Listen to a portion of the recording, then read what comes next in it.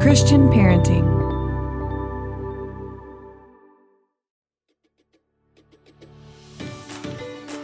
You guys, I am so grateful that you are a faithful listener of this podcast. It means the world to me, and it is such a joy to be with you every week talking to the best of the best in the Christian parenting space. Did you know that the Christian Parenting Podcast is part of the Christian Parenting Podcast Network? So our mission at Christian Parenting is to help parents all around the world grow into the perfectly imperfect parents that God created them to be so that they can confidently raise the next generation of culture-changing Christians. So we provide digital and printed resources, encouragement that's rooted in biblical truth, and we have an entire network of faith-based podcasts just for families, including this one. So there are 31 podcasts on the network, and they reach millions of parents every year. But creating resources and running podcasts is not free. And as a donor-based ministry, Christian Parenting relies on generous donors like you to continue to make podcasts like this happen. Your donation to Christian Parenting also helps us to create our annual school year prayer journal, devotionals, digital guides, and all the other products to help encourage and build up your entire family's faith. So if you love this podcast, and I really hope you do, would you please consider giving a year-end gift to Christian Parenting? We are seeking to raise $23,437 by December 31st so that we can continue to produce these podcasts and reach even more parents in 2025. Every gift matters and every gift makes a difference. So you can give your best gift by December 31st to help you end the year strong and reach our goal. You can give today at cpgive.org. Again, that's cpgive.org. We are so grateful for you and for your continual support.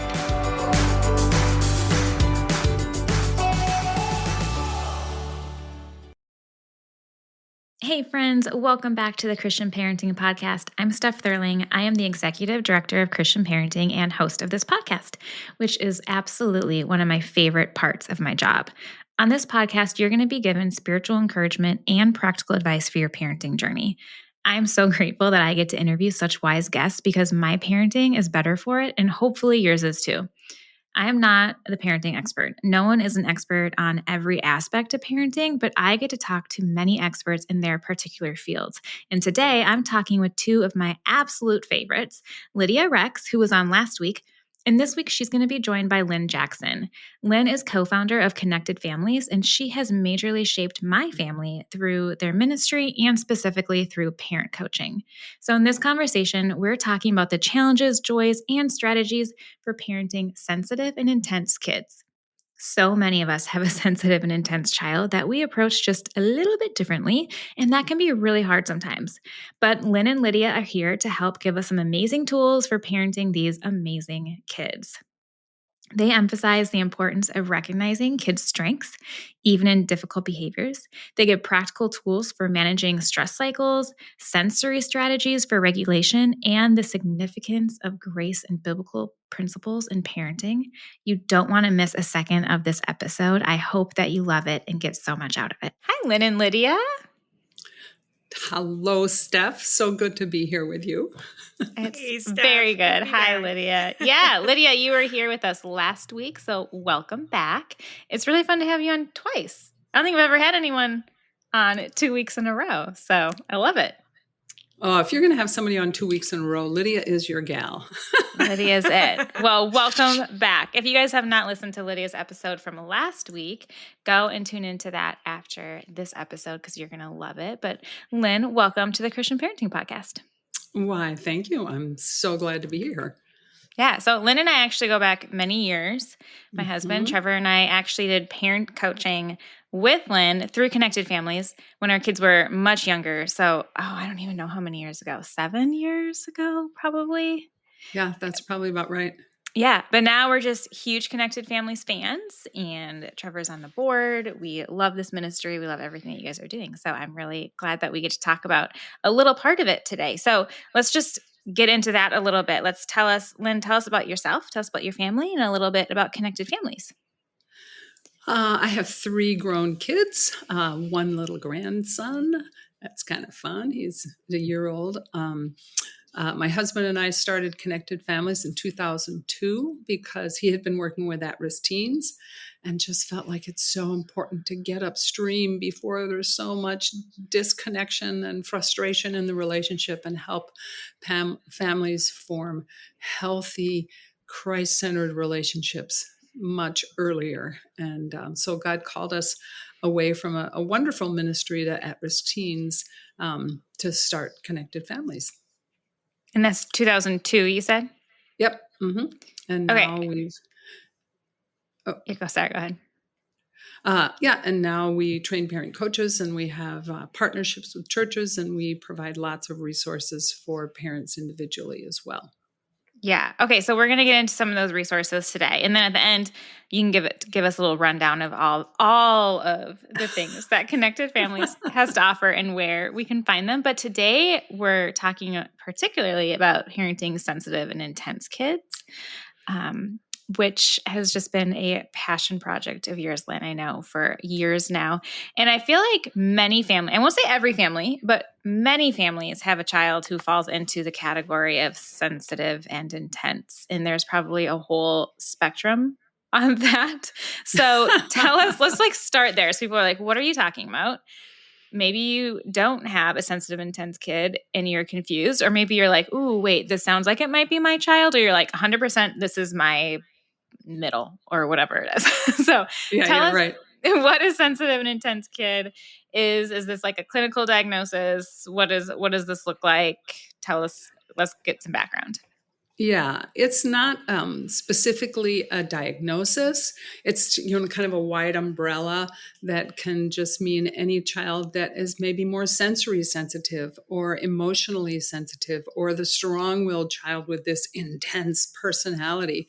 It might be a child that's experienced trauma or they could have a clinical diagnosis, whether it's physical, behavioral, educational, emotional, or whatever, or they might not. And they might just be, wow, this child is just ratchets up their intensity about life more than my other kids. And I don't know a lot about that, but I know that that's a true thing. And a lot of times for these kiddos, traditional parenting that's focused on immediate obedience or just behavior modification is not helpful, and it can be counterproductive. And parents that have these kiddos often feel alone because their child is struggling and they feel like we're the only one that's this messy in our family. So it can be a really tough place to be. But usually when I just use the term sensitive and intense, parents, they go, oh yeah, we've got one of those. They just know it. You just know. Yeah. Yeah. Okay. And then you created a course for parents with these kids, and tell us a little bit about that. So who do you write the course for? What are some of the struggles that these families can go through that you address in this course? And tell us a little bit your heart behind it and the process of creating this amazing resource. Yeah. Well, I was passionate about this from way back because I felt like there's lots of potential leaders in this group of kids, and the church was tending to miss their hearts as they tried to squeeze them into a participate nicely in Sunday school kind of box, or, immediate obedience is the priority. And that just wasn't feasible for some of these kids that are really struggling. And so I just didn't want parents to miss the beauty of these kids or the church to miss their great potential in the body of Christ. And I love the fact that there is actually a National Institute of Health article that says that some believe the Apostle Peter, as described in the biblical narrative, suffered from ADHD.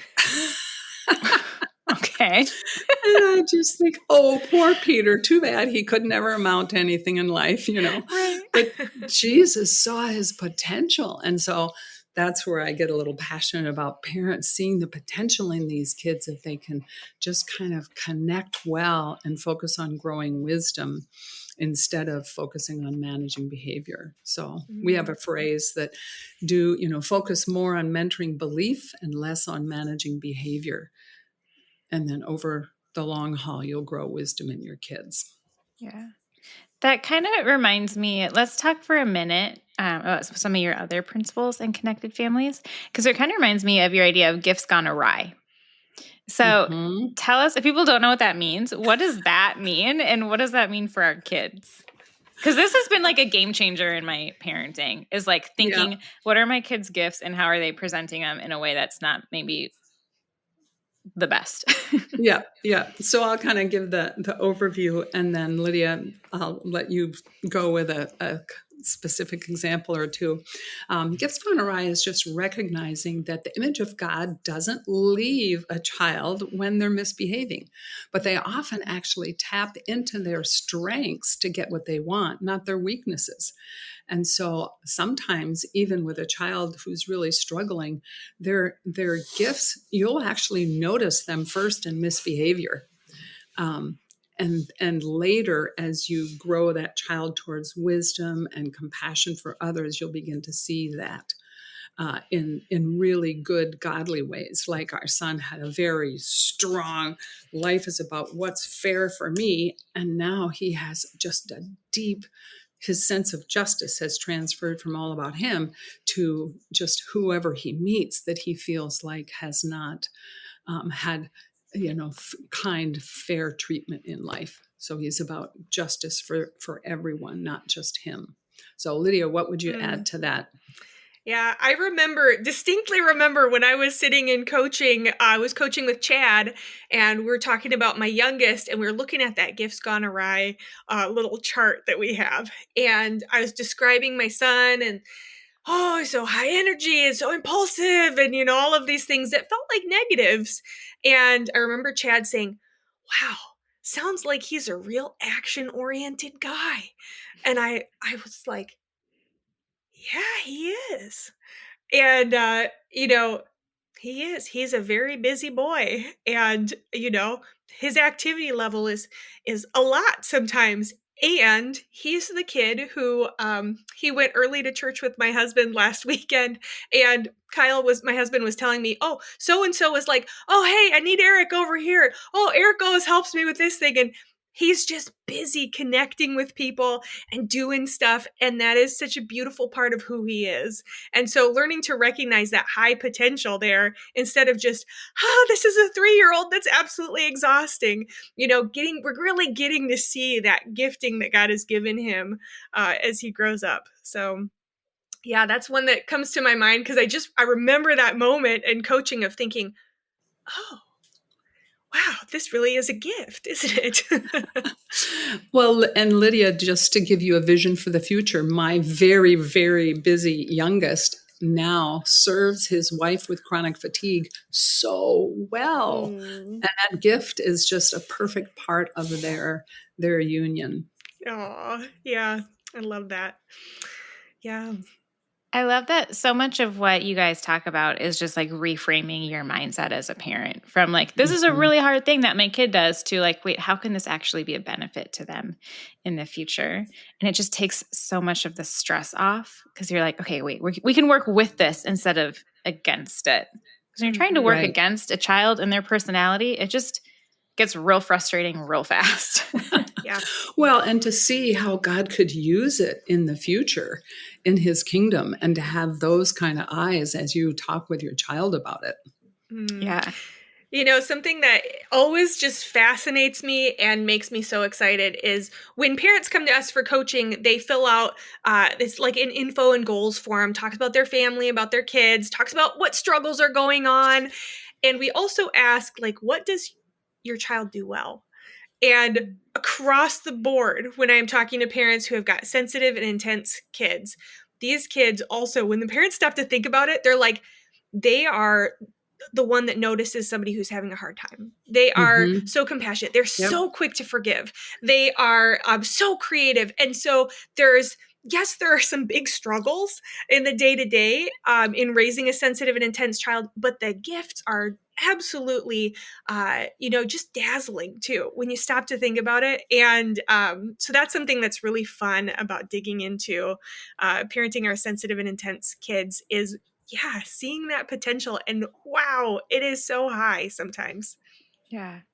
Let's talk a little bit about kind of like the cycle as we're parenting these kids, like the cycles that families can get stuck in a little bit. I think whether you're parenting a sensitive, intense kid or just any kid, because they all have gifts gone awry, they all have challenges, they all have different unique needs. I think we often get stuck in a lot of different cycles, but just thinking like, oh, is this ever going to be any different? And what am I doing? And all the things. So talk about the stress cycle that you guys mentioned and then how families get stuck and then how can we get out of that? Lydia, do you want to take that? Sure.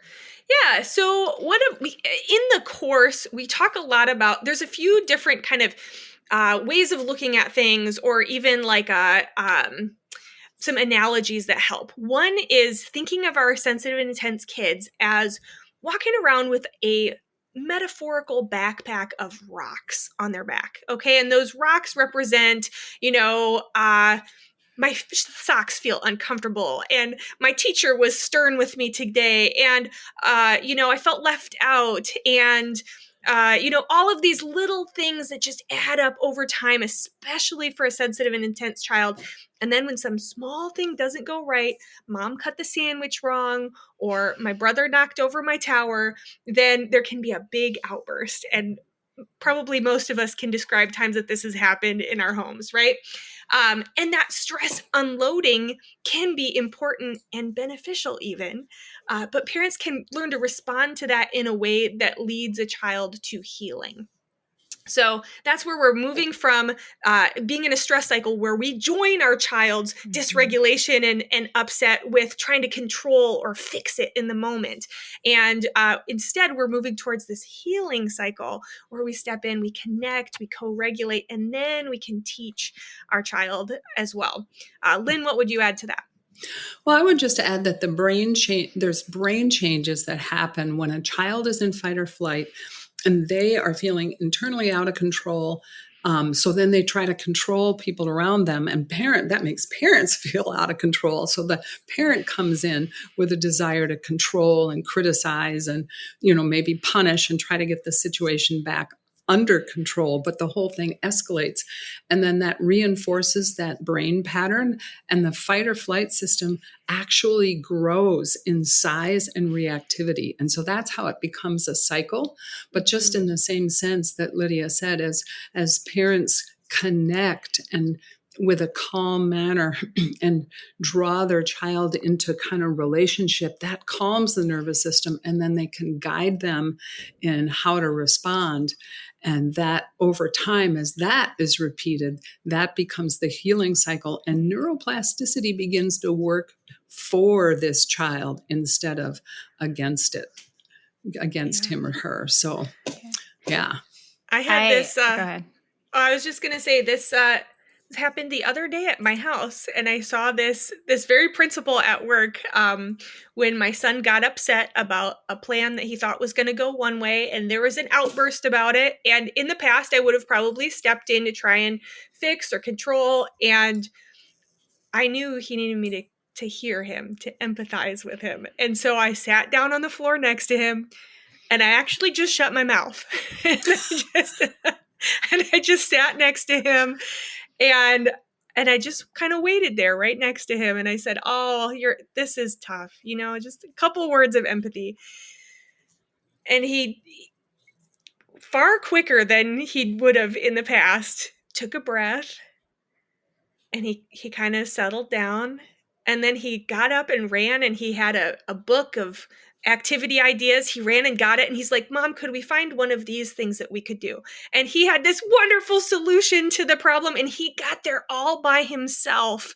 And it was such a great moment for me of realizing, like, his brain has gotten used to the fact that, like, hey, there's comfort and connection here, and I can do hard things. And so that, in the past, we've had many much longer times of working through a tough moment, but that was one little moment where I was like, the neuroplasticity has been doing its thing. Like, his ability truly is different than it was in the past. And that's from, the repetition of these kind of responses.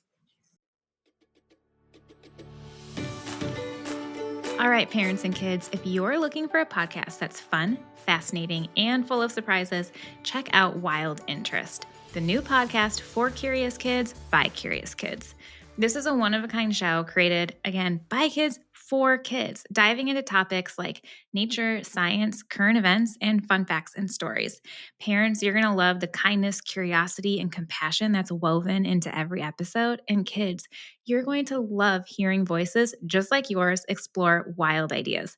Things like tracking animals in the woods, or how famous athletes got to where they are now, or even why they are sailors living on a half sunken ship in the South China Sea. There are going to be segments like grandparent stories, favorite sound, jokes, riddles, and even a visit from Bobby the Bigfoot. There's definitely something for everyone. Wild Interest sparks imagination, fuels curiosity, and keeps learning exciting. So gather the family and check out Wild Interest. Available now wherever you listen to podcasts. It's wild.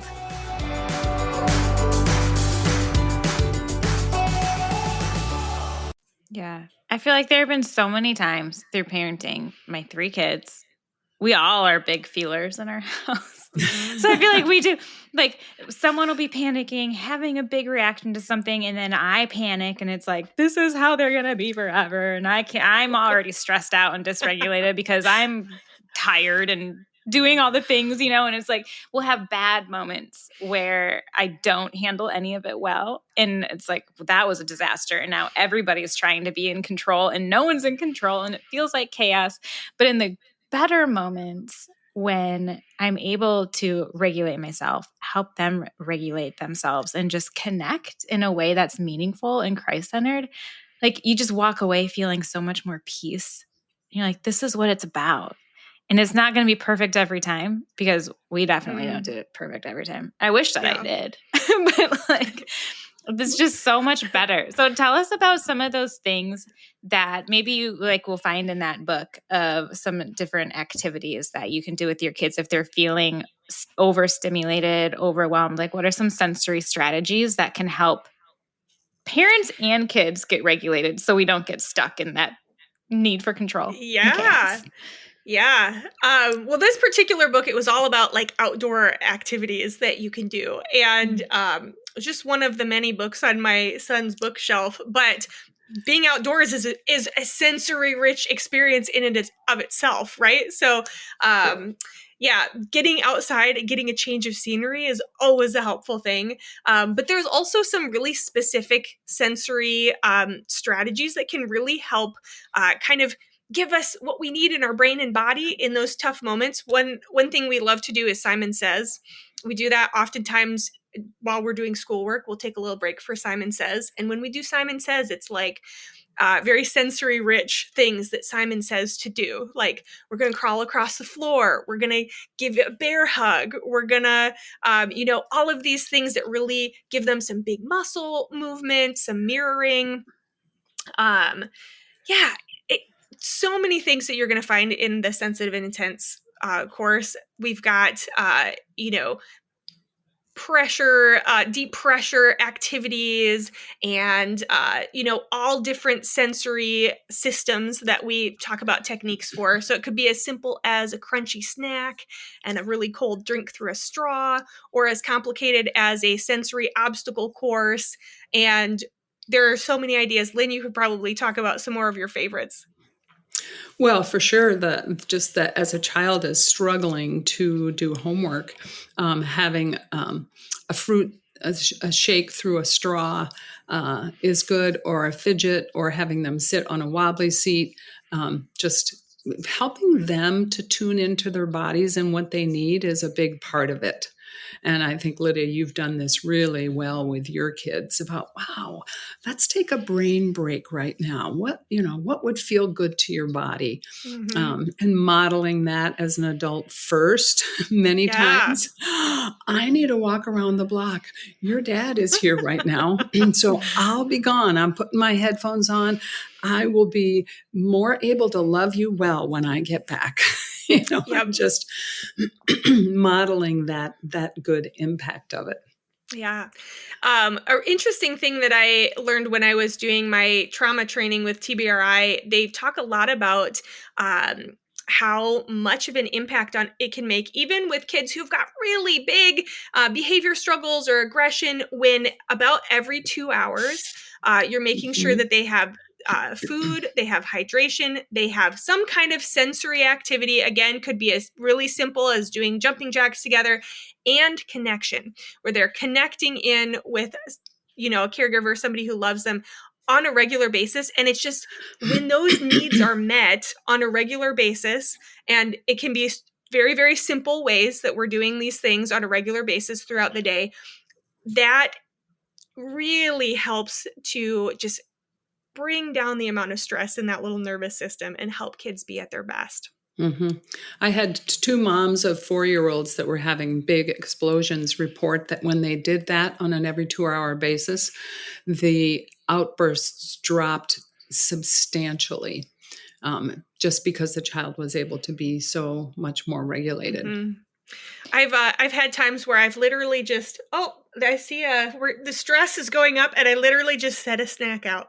I just proactively, here's a snack, and it's kind of become a bit of a go-to for us. It's just like, are we hungry or thirsty? Let's take care of that first. I feel like giving a snack is always a good answer to anybody's stress. As long as you're not like, oh, you're sad, you're upset, here's a snack. Here's a chocolate bar. No. Why is it that some people, not even kids, some adults too, just need more of these sensory experiences to be regulated people? These are usually people that have more sensitive nervous systems. Okay. So when there's an environmental stress, it's a bigger deal to them. Or when they get fatigued and they just feel dysregulated, their dysregulation is just that much higher. There's actually something with ADHD called rejection sensitive dysphoria, where there can be huge emotional I should say it differently. There can be huge physical sensations to perceived rejection that's not part of what a typical person would experience. So this reactive, sensitive nervous system then can tap into what God has given us to calm ourselves, is these bodily activities that are designed to bring calming to the nervous system. So big sensations, unpredictable sensations, just more reactivity equals a nervous system that just needs more thoughtful care about, do you need that walk around the block? Do you need that fun activity?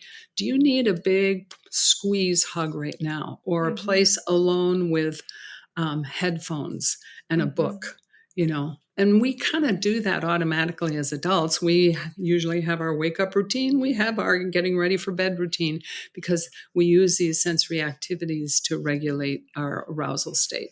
Mm-hmm. Yeah.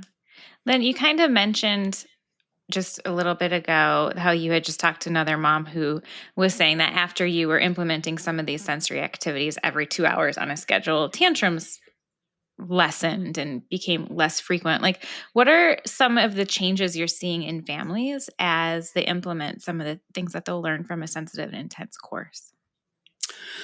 Well, they start to feel more confident because they have tools to help their child. And so just that confidence begins to bring peace. But they also learn just practical strategies for helping to guide their child through the day with less triggering into outbursts. And that can often begin to actually kind of change identity for a child. And we have a whole section on shame and identity as well. Because a lot of times these kids, they come in with beliefs like, I'm a bad kid, or I'm not safe with you. You're against me, mom or dad, or everyone is against me. Everyone is against me. And I just, so strategies to soothe that and bring kids to a sense of feeling I'm safe and I'm loved and I'm capable. And mom and dad, they understand me. And that Mhm. just drops that level of stress in a family substantially. And parents begin to feel like they're on the same team with their child as they put Mhm. more focus on modeling and teaching and encouraging, and then facilitating their child's problem solving. So we're a team together to figure out how to get through our day well and to Mhm. solve any problems that come up. I remember we were on vacation earlier this year, and we had some intense moments. And That there happens was on vacation. yeah, vacation kind of brings that out sometimes. Mhm. Don't call it a But vacation, call it a trip. that's right. Oh, It was yeah. a trip. It was a family trip. Well, and anyway, after we had done a little repair after a tough morning, one of my kids says to me, we'll probably have some more rough times or some tough times, but I know we'll always figure it out together." And that to me was like, Yes. that's they oh we get it, and that is so true. And I had to get to that perspective myself as a parent of being like, you know what, we're probably gonna have some more tough times, but I know we'll be able to get through it together. I know God is with us. He's loving us all the time, even in these kind of crazy moments that we have sometimes. And just hearing my child's confidence about that, Mm. oh, I will treasure that for a long time. Yeah. And you're building identity in that in your kids of I can go through the messes with people and I am capable of solving problems with the people I love the most. Oh my Yeah. goodness, imagine if every child in the body of Christ was equipped with that. We'd have a different body of Christ in a Mm. generation. Mm. That's so Yeah. amazing. That's like a story you just have to cling on to and remember in those hard moments. Oh, Yeah, yeah, for for sure. sure. Okay, so tell us a little bit to wrap us up, like about what parents get from a sensitive and intense course. Like what makes your course unique? Because there are so many resources out there for parents today, which is amazing. Like I'm so grateful. But tell us what makes yours unique and just a little bit more about it. My favorite thing is that it's anchored in scripture, and that's our bottom line. Um, and sorry. Each session has an extra soul care video to help parents walk in God's transforming grace for you. And Lydia and I went back and forth, and we each made these videos. There's 7 of them to just help parents feel God's grace is for them right now in their messiest moments, and they can receive that grace and pass it on to their kids.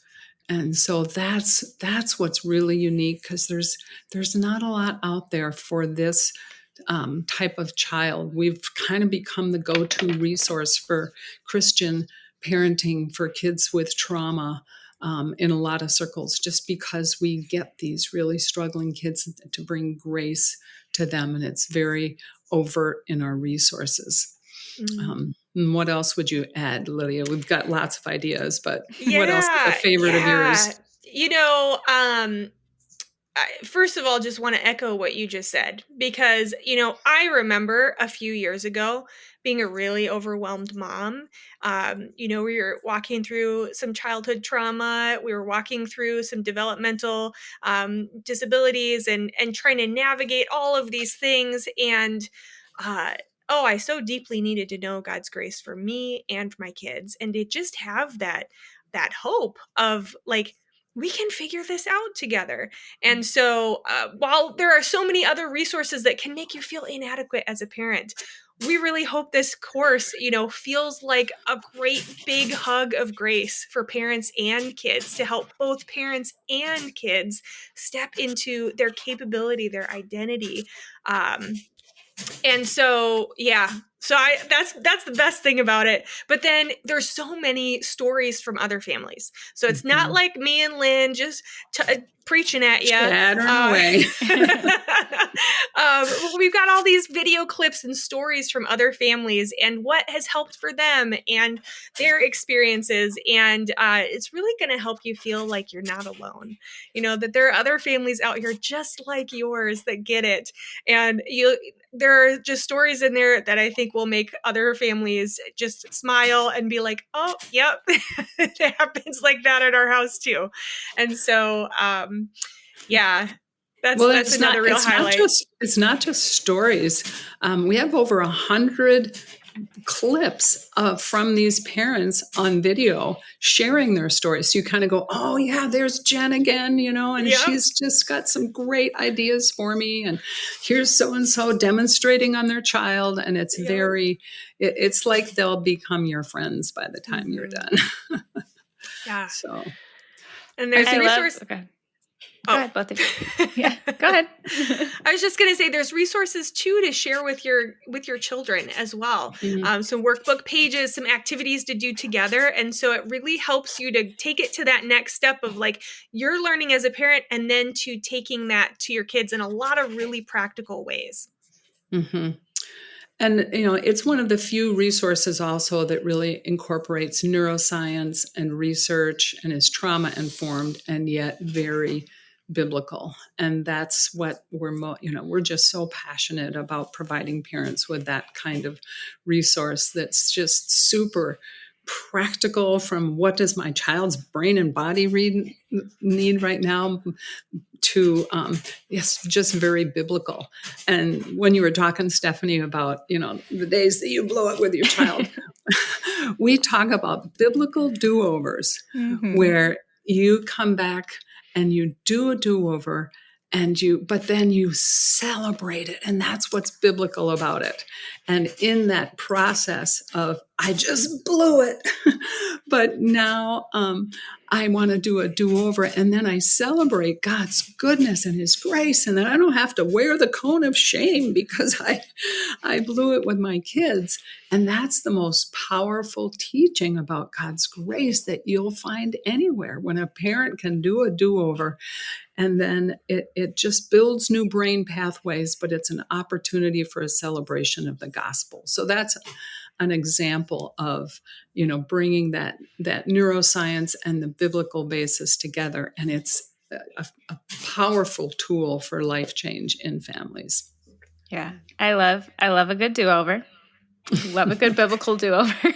Yep. But I truly love your emphasis on scripture and God's truth. And one of my favorite things that you guys say over at Connected Families is that your child is not your report card. Mm-hmm. And I just think that so many parents need to hear that, because good parenting is not based on how your child performs or how you fix them or like shape them into fit into the little box. Good parenting is based on biblical truth. And Mm-hmm. everyone, you and your kids being a child of God. And I just think it's really easy to forget that when you're stuck in the weeds of it, though, in trying to Yeah. parent, Yeah, for especially sure. sensitive, intense kids. Oh, I know. I remember the day my daughter had an outburst in Target, and she was just like melting all over the floor and making a lot of noise. And I just took a breath and I went, my child is not my report card. Jesus is my report card. This is another chance to practice getting my identity from Jesus. Mm-hmm. And then you bring so much more peace into it when that's what you remember. Mm-hmm. Yeah, absolutely. Okay, so to wrap us up, because we are out of time, tell us about some of the other resources that Connected Families has, where we can find you guys, and how people can get involved and in touch. They can go to connectedfamilies.org, and we have tons of free resources. We've got ebooks on just kind of 4 key messages that kids need to really thrive in life. That we can communicate you're safe and you're loved, you're capable, you're responsible, kind of specifics about that. We've got an ebook on consequences, one on anger. We've got, like, I think like about 300 blog posts, 200 podcasts. You've got a topic or a question, you can find it. Parent coaching Christian parent coaching training, one of the leaders in that, and then a partnership program. So you can find all that in the search bar. But we just are, we love to serve parents by equipping them with God's grace and truth that they can receive from them for themselves and then pass on to others. Did you want to add anything, Lydia? No, that was really good. Okay. Yes. Exclamation point. Well, I will add all those links to show notes that people can find the Sensitive Intense course, books, the podcast, which you guys just hit a big podcast milestone. Congratulations, the Connected Families podcast. So we hit 2 million downloads. So if you guys want to go listen to that, it's really an excellent resource too. So we'll get all that linked for you guys. So thank you so much, Stephanie. What a joy. I mean, it's just a joy to be around you in general, but just appreciate you inviting us on the podcast and your gracious, excellent hostessing of this podcast. Well, thank you for so being much, here. Steph. Yeah, thanks for being with me twice, Lydia. It takes a lot of time to record these, so I appreciate you guys and everything that you do, and I'm so glad that you're on. And I have a feeling you'll be back on soon. Sounds good. Thank you. All right. See you guys. Thank you so much for joining me. Please don't forget to rate and review this episode. I appreciate it so much. It makes a big difference for this show. I'm really glad that we were able to cover the topic of gifts gone awry in this episode. That has been such a helpful tool in my own parenting. So if you want to learn more about that, check out the Connected Families website or get the book Discipline That Connects with a Child's Heart by Lynne and her husband, Jim Jackson. Connected Families has so many amazing resources like courses, articles, parent coaching, podcasts. Definitely go check out their website. I have it linked in show notes for you. May God bless you. May you remember that God views you as a masterpiece. He created you for a good purpose. You are fearfully and wonderfully made in His image, and the same goes for your kids. Even in the challenging and frustrating moments, your child is God's image, and He looks down on both of you with love and grace. May you remember God's grace is enough for every moment, and His love is steadfast. Thank you so much for listening to the Christian Parenting Podcast. Make sure to like and subscribe so you don't miss an episode. And if you love this podcast, would you please consider leaving a review and sharing it with a friend? This is the best way to reach more people and encourage even more parents. Christian Parenting is a donor-funded ministry, and we rely on friends like you to keep podcasts like this going. So to find out more about Christian parenting and to make a donation, head over to christianparenting.org or at christianparenting_org on Instagram. Thank you again. See you next week.